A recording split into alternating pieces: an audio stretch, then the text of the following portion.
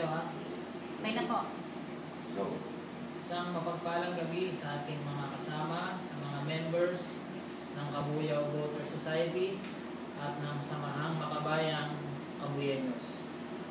Dahil po sa kahilingan ng ating mga members na tayo ay mag-explain, ating pong pinapahalagahan ang inyong kahilingan, kaya po tayo ay naririto upang paliwanag ang mga ibang nangyari.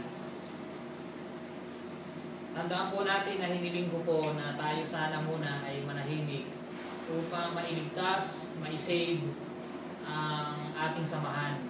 Subalit ako po'y nalungkot sapagkat hindi po sinunod ang ating kahilingan at nag-post po tayo ng mga opinyon, ng mga haka-haka, ng pasapasahang mga iba't ibang istorya. Mapipilitan na rin po akong i-explain ang history ng Kabuyao Voter Society.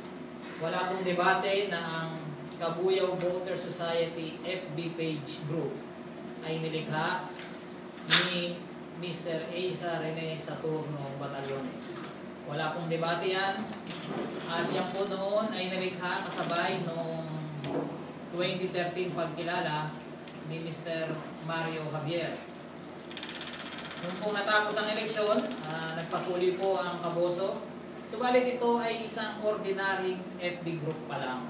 Wala pang presidente, walang vice president, walang pinagkaiba sa ibang mga ordinaryong FB group. Subalit noong pong February 22, 2015, nagpasya po tayo noon na magkita-kita ang mga members at doon po nagkaroon ng eleksyon, pagpili ng mga initial officers ng Kabuyao Voters Society. Kung ating pong i-analyze, iba po ang FB group, iba po ang organisasyon. Sapagkat ang FB group ay kahit sino, kahit bata, ay pwedeng mag-create. At ang may-ari talaga ng FB group ay yung ating tinuturing na founder hanggang ngayon, si Asa Rene Saturno Batallones. So, history po noong February 22. Meron po tayong narinig na mga comment na dinidiktahan ng presidente, ang sino man, kasama ang founder. Tayo po ay nakikiusap sa founder. Subalit, nabasa niyo po noon na nitong linggong to, na nagkaroon po ang ating founder ng isang comment na masyadong offensive sa ating Mayor Isidro Jun Jimenez. Yung po talaga ay talagang mabigat. Kaya po ako yung agad na nag-post. Sana naiintindihan nyo at nakakaabasa kayo between the lines. Na hindi po layunin ng Kabuyao Voter Society na tayo mag-rally, na ating batikusin, na magsalita ng masasamang salita sa ating minamahal na mayor. Bakit po? Sa Sabado po, tayo pupunta ng City Hall. Pagkatapos, yung mayor na nakaupo, ay ating pagsasalitaan. Hindi ba parang napakahirap po naman noon? Kaya po ako yung nag-post noon. Sinusunod po tayo ng founder, subalit nagkakaroon ng, yun nga, tampuhan na bakit siya dinidiktahan ng presidente. Ang ating po paliwanag yan, meron po tayong rules. At hindi po natin layunin na gumamit ng mga offensive words. At inirerespeto po natin ang personal na opinion ng founder. At usapan natin ang founder na huwag siyang aalis dahil nung panahon na yun, natatakot tayo na baka pag yung nag-create ng page ay umalis, ay baka ma-dissolve yung Kaboso page. At yan po ay documented pero hindi na namin ipapakita sa inyo to protect the privacy. Pero kung pipilitin nyo po pa rin kami, ay pwede rin po. So pinag-usapan natin siya na huwag mag-lead ng page. Subalit noong po ngayong linggong to, hindi ko na matandaan yung eksaktong araw na itinatag yung Samahan. Ito lang po ang layunin. Sana makinig kayo mabuti.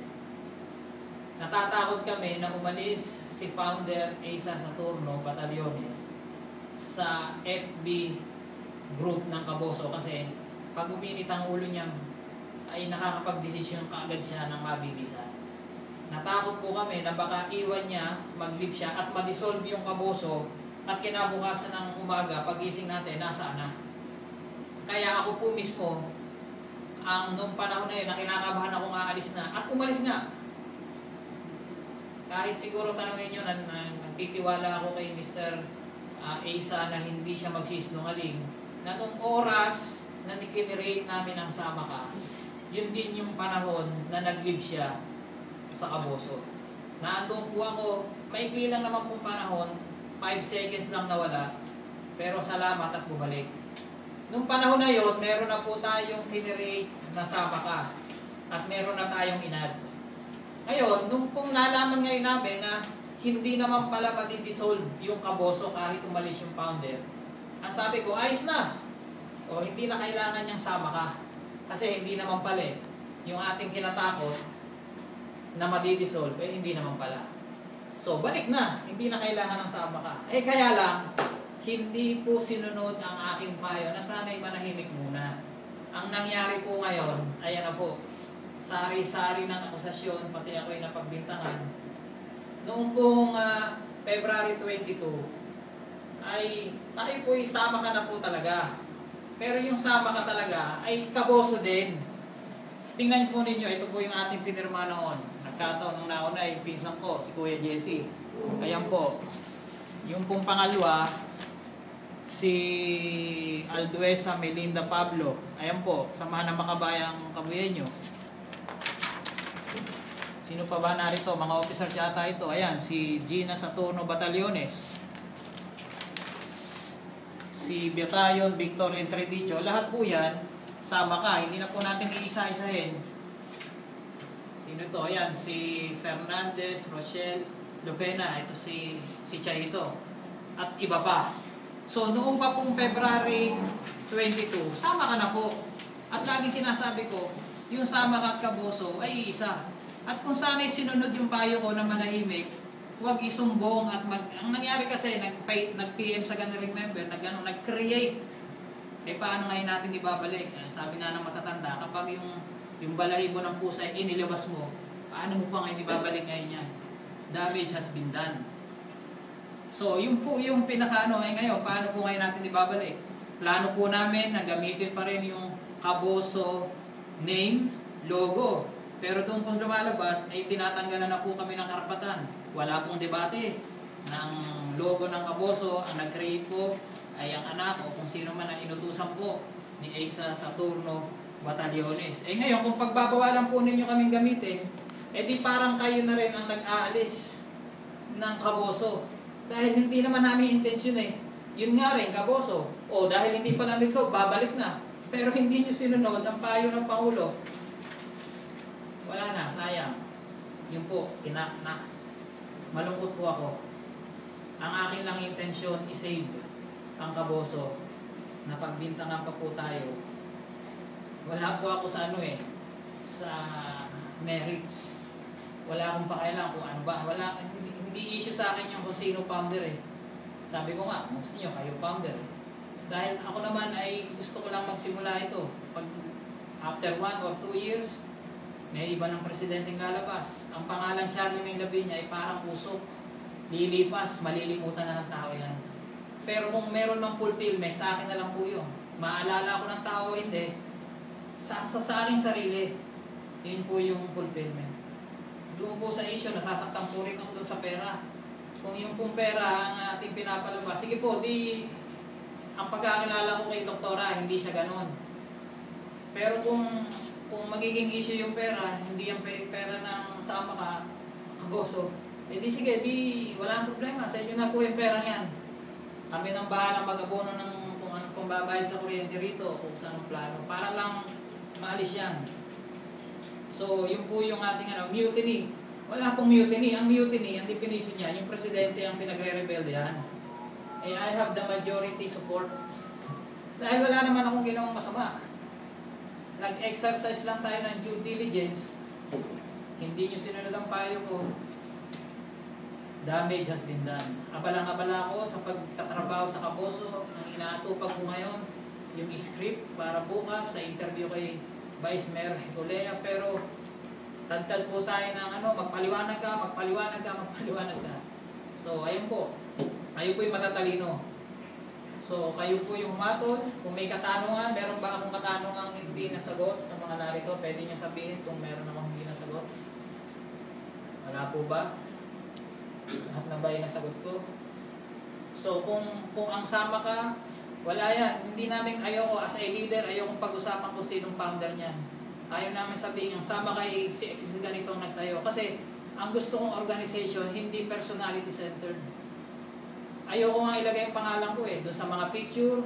Kung magpapagawa kami ng tarpaulin, inutusan ko, ayoko may picture ako. Doon sa Brigada Eskwela, kayo na lang. Sa notebook, kayo mga babae, magagandang sexy, kayo magbigay. Huwag niyo isama pangalan ko dyan. Hindi po tayo after dyan sa ano. At lalong sinasabi ko, hindi ako tatakbo. At ngayon, sasabihin ko ulit, pag ako'y tumakbo, huwag niyo po akong iboboto. Kayong mga officers na rito pag tumakbo ako, huwag niyo akong iboto. Meron pa bang mga tanong na hindi ko nasagot? Yun na lang kung bilang admin ng Kaboso. Yung sa admin. Kayo na lang po daw mag-isa ang admin ngayon. Ngayon po, buti pinaalala mo. Nagtataka ako, sabi nitong mga to, kasi kahapon po, pag nasa school ako, mas ma-active ako kasi pag nasa bahay ako, tatapatin ko po kayo, ako'y walang computer. Pagka nasa bahay, walang pasok, ako'y cellphone lang. Kaya kanina, cellphone lang. Kaya kanina, inutusan ko si Nancy, pinagtiisan ko. Kung nag-ano ko sa cellphone ngayon, tinignan ko yung mga tanong ng ating mga sasama ka, yung tanong na itatanong kay Vice Mayor dahil ayokong mabigo sila. Tinignan ko yung tanong nila Joseph Laugico, ni Omar Laugico, at nung iba pa ni Captain ng Kapitang Barangbigayon, si Alvaro. Nilista ko po yun. Kaya po ako nag-ano dahil gusto kong itanong talaga yung gusto nilang itanong. Ngayon, sabi po ng officer sa akin ngayon lang, ako na lang pala ang natitira na admin ng Kaboso. Ay hindi ko po alam na ako na lang pala ang natitira. Kanina po, ay nakiusap ako na kung sino yung natitirang admin, pakibalik si Asa Saturno Batallones at si Dr. Gina Batallones. Para wala na rin pong gulo, kung ako na lang talagang admin, mamaya siguro magre-rent ako dyan, i-add ko silang admin, at ako na lang ang aalis sa Kaboso. Dahil yun ang nangyari Wala tayong intensyong yan. Pati po member, yung member, ako po wala po talaga akong alam dyan.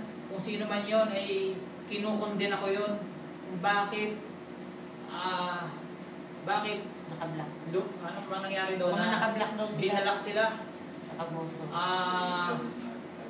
Siguro naman yung magiging admin may kapangyarihan na tanggalin yung pagka-block.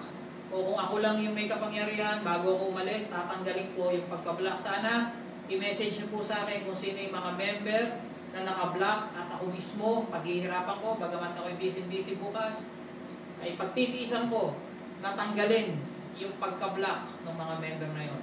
Doon sa mga Kaboso na kayo ay sasama ka, kung ayaw nyo sasama ka, ay pwede naman din yung hindi yung tanggapin. Yun lang po yun. Sa nangyari pong ito, ako po bilang presidente ay i-declare ko na po sa inyo, wala po akong kinakampihan, subalit ayaw pong mangyari to, pero kinakailangan sabihin ko sa inyo, binabawalan na po tayong gamitin yung logo ng Kaboso, doon na po tayo ngayon, sasama ka. Hindi ko po kayo pipilitin, kung kayo po sa nangyaring ito ay nawala ng tiwala sa akin, okay lang po. Nagpaliwanag na po ako, may mga taong kahit anong paliwanag ay hindi tatanggap ng paliwanag. Ito pong Charlie May Lavinia na nag-imbita sa inyo noong February 22, 2015. Ito pa rin po ngayon yung Charlie May G. Lavinia. Maraming pong salamat. Okay na? Iyak ako. May iyak.